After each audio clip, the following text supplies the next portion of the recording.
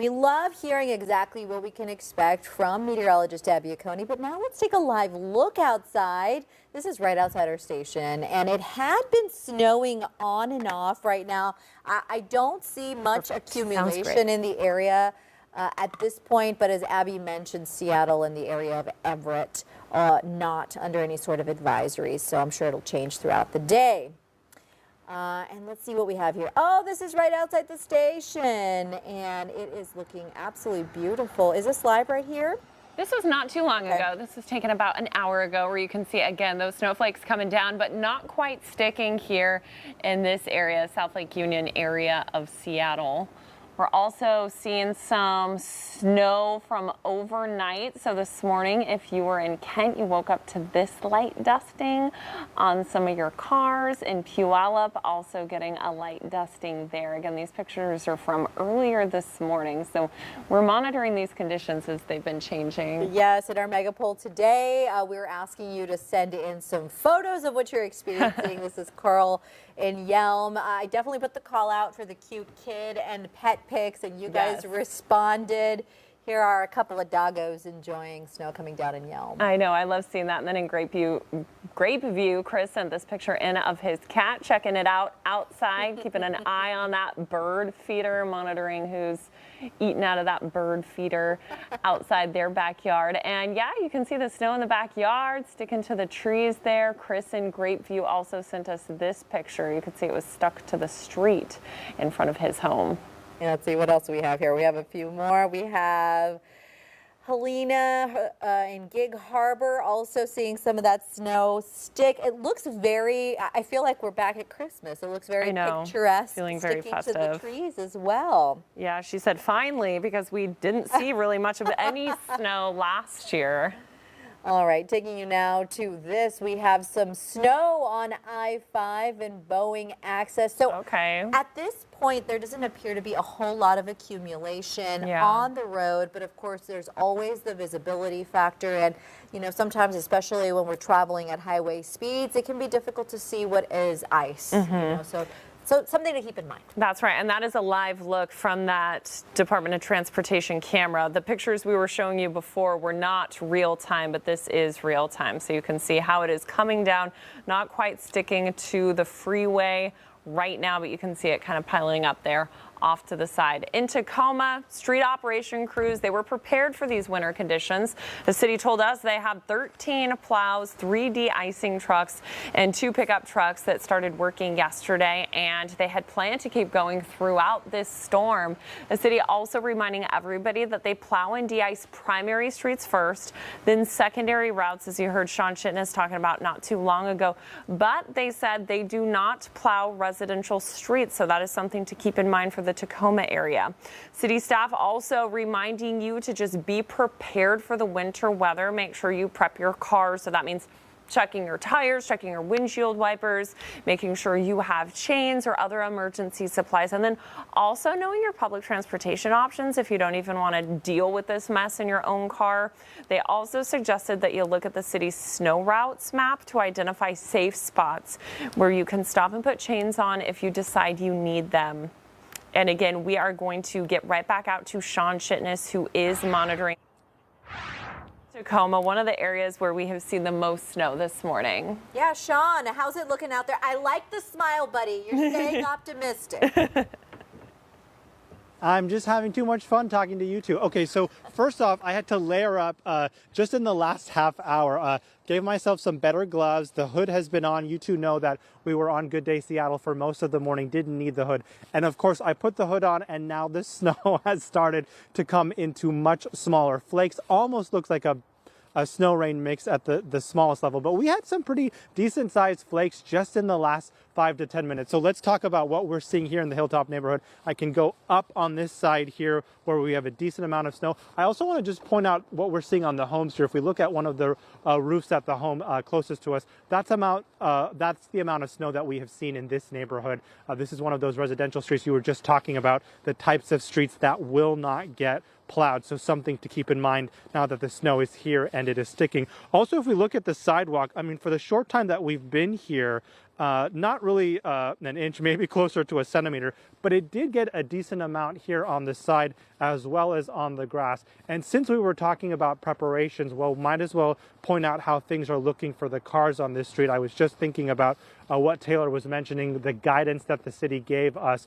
I was trying to do some work for the folks on this street and take a look at their tires. Their tires looking pretty good, but those are going to be crucial as we consider some of the challenges that may come later today and tomorrow, especially with people going back to work. So really important to make sure you have good tires, those windshield wipers, as well as some of those other recommendations about being in a position to chain up properly.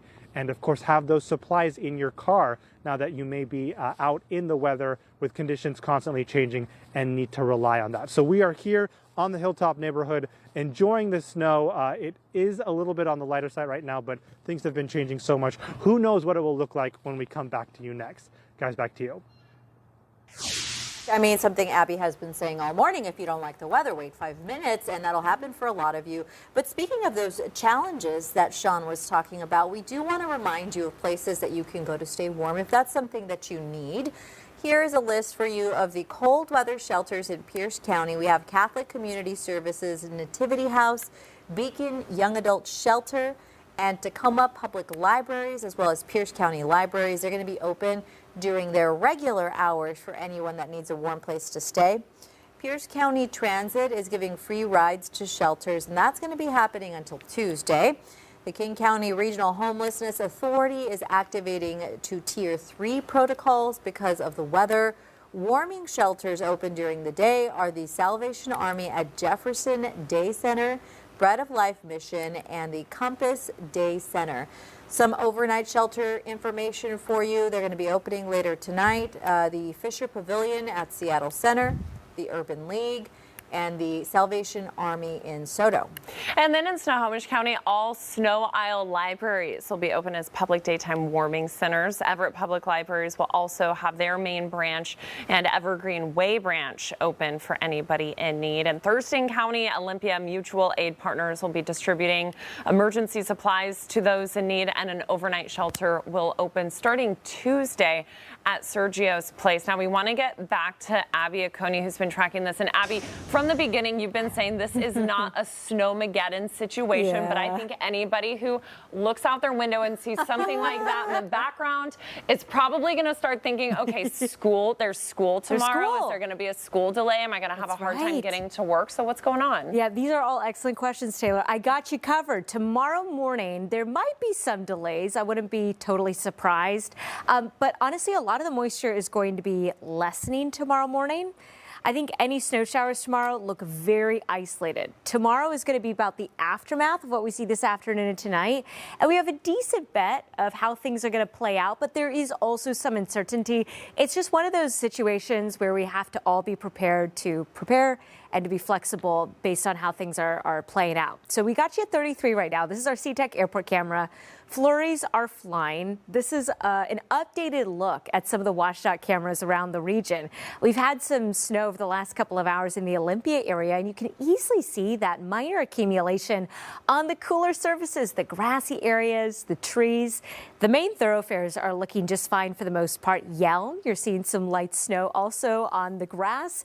North of Federal Way, we've seen some of those flurries flying, and it's happening in other areas too. That's just a snapshot of certain locations. Along Clallam, Jefferson County, ongoing snow and some scattered snow bands developing across southwest Washington. Let's zoom in a little bit here into Snohomish County, where Sultan, just east of Roosevelt and Gold Bar, you've been encountering the snow. A few pockets of flurries near Mount Vernon and Stanwood, also seeing that into Oso.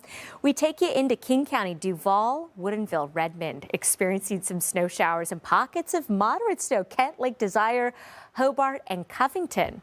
Farther off to the south in the blue, experiencing that snow from pluvious Montesano surrounding Olympia, Winlock, Centralia, also seeing some of that wet weather and some snowy weather in the Greater Forks area. In the purple, that's where we have a better bet of seeing snow sticking to the ground. You're going to notice Seattle and Everett, you are not included in this advisory.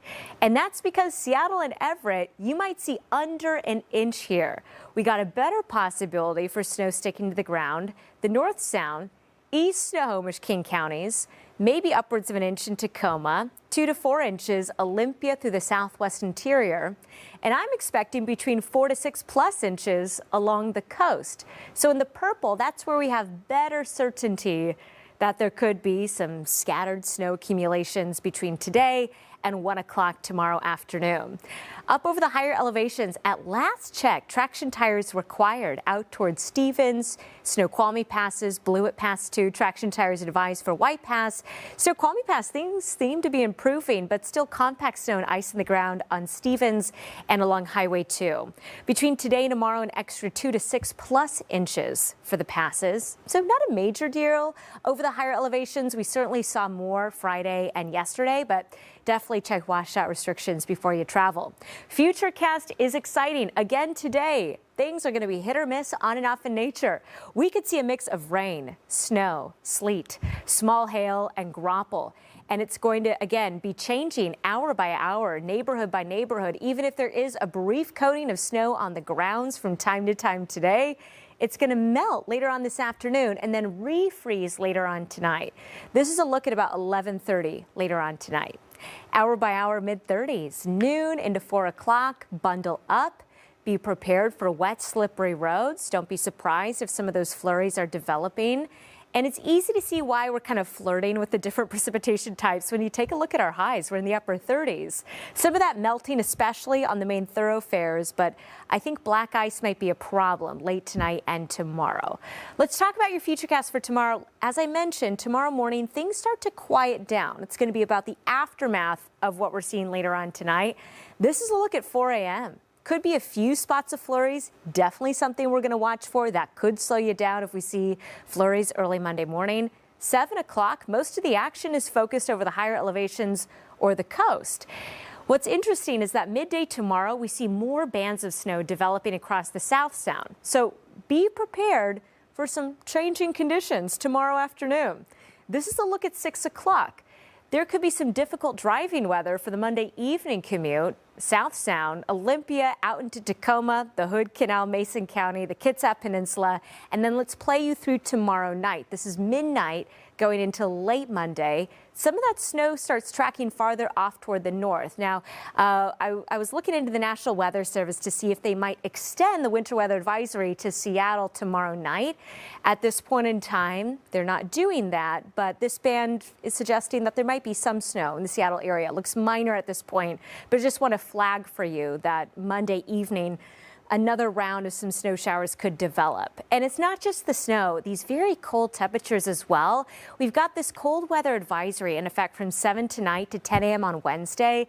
We have these cold, breezy winds coming out of the Fraser River Valley. And this is just gushing into Bellingham, into the San Juans. Wind chills during this time could be as low as 5 to 15 degrees. And I know that these are spots that are really hardy to the cold weather, but still, we're talking about dangerously frigid temperatures. I'm thinking about people who are commuting, kids at the bus stop, and make sure you're limiting your time outside if at all possible. Bundle up if you do have to be outdoors and an extended period where we're just gearing up for very cold temperatures. Because of the occasional snow and ice concerns today and tomorrow, we've issued that weather alert. It's possible that will have to get extended into Tuesday morning. This is one of those forecasts where things are updating basically every several hours. So I hope that you stick with us throughout the day today and tomorrow. And tomorrow we're going to have better certainty about what your Tuesday morning commute is going to look like too. Once we get past Tuesday morning and throughout the rest of the 7-day forecast, the biggest thing you're going to notice just how cold it's going to be each and every day. I mean, we're only going to the 30s. Your high Tuesday and Wednesday only of 36 degrees. And your overnight temperatures are going to be in the 20s. Even though there looks like a very isolated, occasional rain-snow mix Tuesday through Saturday, so almost each and every day a rain-snow mix a possibility, the chances beyond Tuesday are looking so slim and unimpressive. I'm not really concerned about this, but there might be some icy spots here and there, which could pose problems during the evenings and the mornings Tuesday through Saturday. Today through Tuesday morning looks to be the most active of the next 7 days.